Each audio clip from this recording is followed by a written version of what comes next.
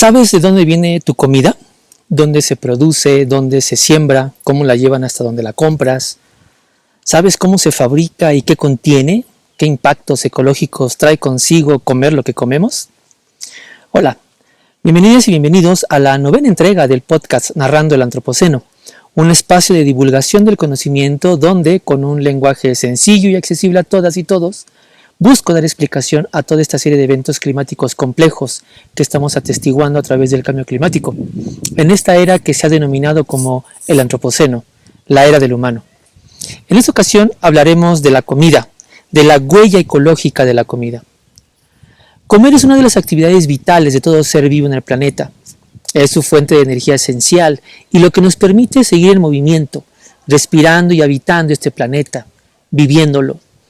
Las fuentes de alimentación con las que la naturaleza provee a todo ser vivo en el planeta es tan múltiple como la vida misma. Así, desde animales que comen otros animales, plantas, semillas y raíces, hasta seres vivos que solo requieren agua y calor para desarrollar sus procesos alimenticios.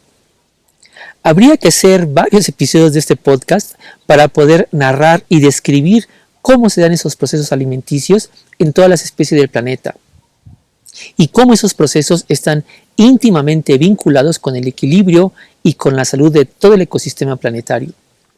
Pero enfoquémonos en una especie en particular, una especie que ha hecho de la alimentación un asunto cultural e identitario. Me refiero, por supuesto, a la especie humana, porque nosotras, nuestra especie, no solo come por comer, o sea, sí, pero sabemos muy bien que hemos depositado en ese acto todo un entramado cultural que puede ir desde cómo recolectamos o disponemos de aquello que comeremos, la preparación misma, hasta la socialización que hay detrás de, entre comillas, sentarse a la mesa a comer. Cada cultura ha establecido dinámicas peculiares a este proceso que ha generado indudablemente rasgos identitarios. Esto, claro, con diferentes repercusiones al medio ambiente, y esto es a lo que quiero enfocarme. Entonces, vayámonos por partes. Se han identificado 3 etapas en las cuales se ha estudiado cómo nuestra necesidad de comer pasó de ser un asunto vital, de primera importancia, a convertirse en un factor que hoy en día tiene una huella ecológica muy alta. Porque, desafortunadamente, la industria que se ha montado detrás de la alimentación ha introducido una lógica mercantilista contraproductiva muy evidente, lo que ha hecho que comer, alimentarse, tal cual lo hace mucha de la humanidad en la actualidad, pues tenga consecuencias ambientales muy elevadas, socialmente muy costosas y ecológicamente insostenibles.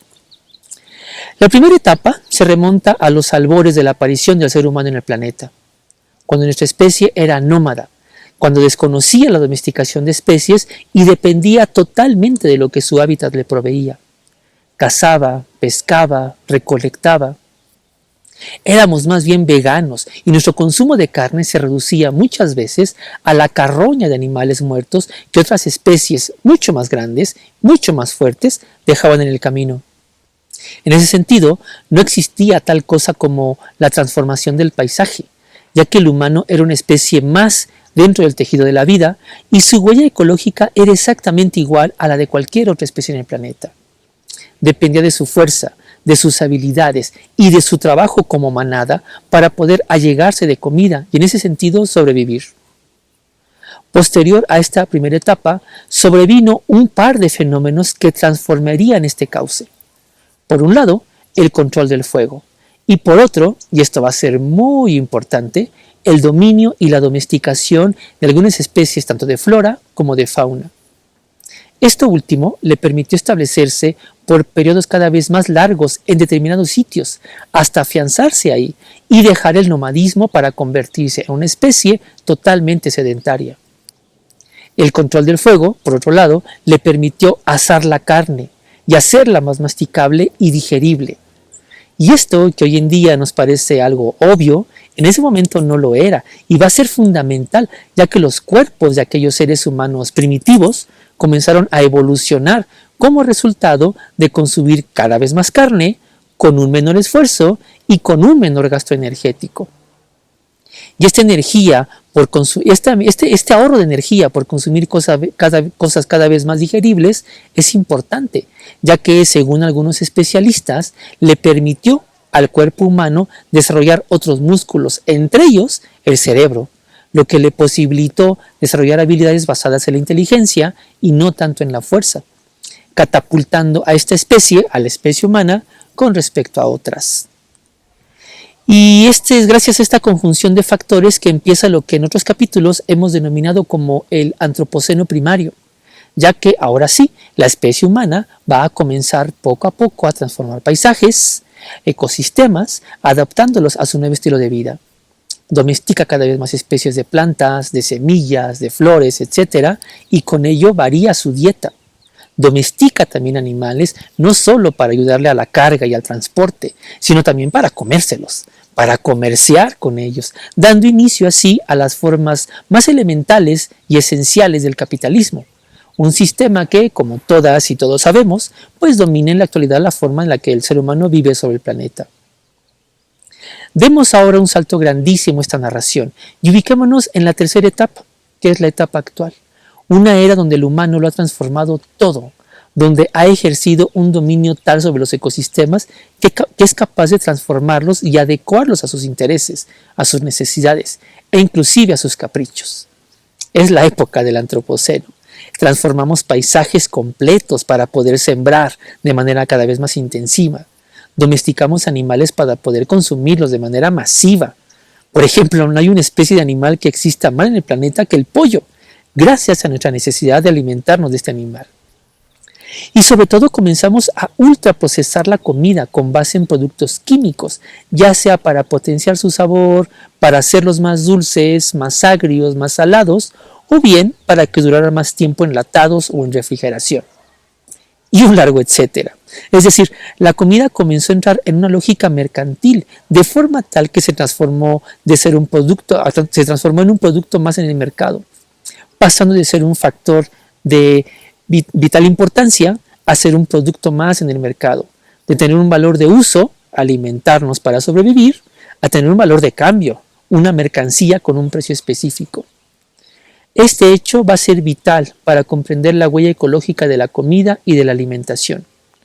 La humanidad, en un tiempo relativamente corto, pasó de ser una especie que consumía local, que dependía de lo que su entorno más cercano le proveía, a ser una especie que comenzó a globalizar sus alimentos, a comerciar con ellos, inclusive con distancias tan extensas como de un continente a otro, a no depender de los ciclos naturales de flores y frutos, sino a reproducirlos en cualquier época del año, con el impacto ecológico que eso trae consigo, a introducir lógicas de producción extensiva como la pesca intensiva, la industria ganadera o la misma agroproducción. Este modelo de producción de alimentos trae tras de sí una huella ecológica inmensa y no es sostenible en lo absoluto.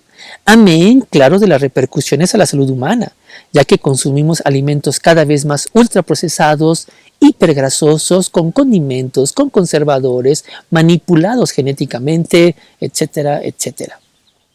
Voy a dar un ejemplo basado en una anécdota que sucedió durante la pandemia, ocasionada por el virus SARS-CoV-2. Un virus que, por cierto, está muy vinculado con la alimentación, con la sostenibilidad social y con la forma irresponsable con la que nos relacionamos con nuestros entornos naturales.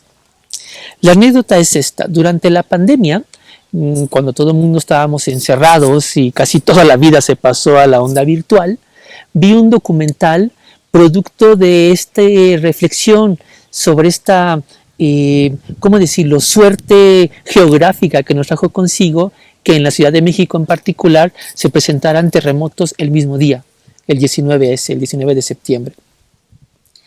El documental no era tanto sobre el evento en sí mismo, sino que se vinculaba a un asunto de analizar fotografías que diferenciaban la época del 86 con la época del 219 con la época del 222, que fueron los 3 terremotos que sucedieron durante estos mismos días. La diferencia era la fisonomía del mexicano. Durante la época de los 80s, en el terremoto del 85, se veían fotografías, algunos videos e imágenes de los mexicanos y las mexicanas, pues ayudando a los compatriotas en desgracia, aquellos a los cuales se les derrumbaron sus casas, los edificios, los departamentos donde vivían, los lugares donde trabajaban, etc. Y la fisonomía de las y los mexicanos era una fisonomía más bien de tipos delgados, en comparación con la fisonomía de los y las mexicanas durante los terremotos del 19 y del 22, que eran en general tipos más bien gordos, obesos y obesas. Pasó de ser México, o en este lugar, en este momento México ya ocupaba ese nada glorioso lugar, el segundo lugar de personas con mayor obesidad en el planeta, solamente después de los estadounidenses. ¿Qué pasó?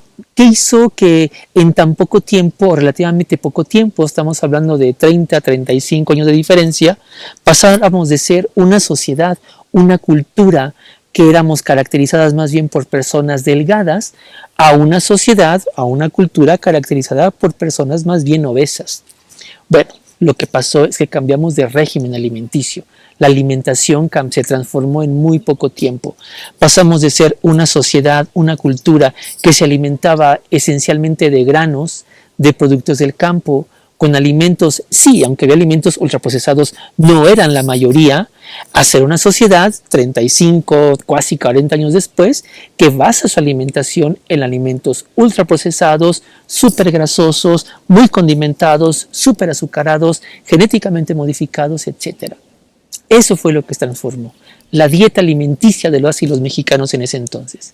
En medio de esto, por supuesto, pues está un tratado de libre comercio que le dio puerta abierta a estas industrias para que nuestros países comerciaran, de forma tal que pasamos de ver en las colonias las recauderías y las tienditas de la esquina a ver oxxos y centros comerciales, lugares donde estos alimentos se comerciaban y se ofertaban, y por supuesto que eso transformó no solamente el paisaje urbanístico, sino la dinámica comercial y de oferta de alimentación de las y los mexicanos en tan solo una generación, 2 generaciones.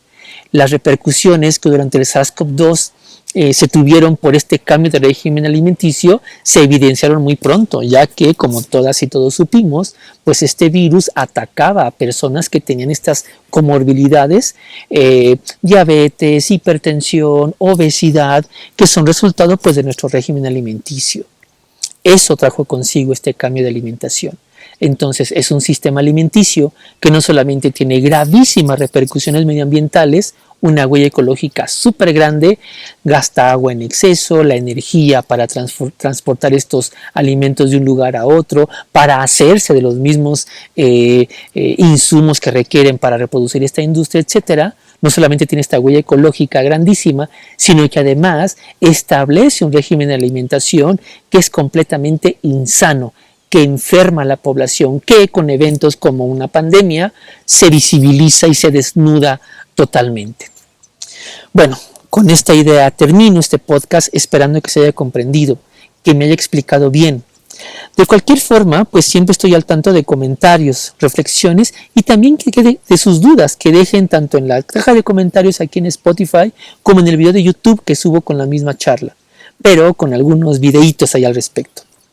Los leo también en Facebook, donde posteo la promo de este podcast. Sin más, me despido diciendo lo que dicen todas y todos quienes subimos contenido. Denle like, compartan a quien creen que le interese este tema, coméntenme y sobre todo, reflexiona. Esto es Narrando el Antropoceno. Gracias y hasta la siguiente entrega en 2 semanas. Hasta entonces.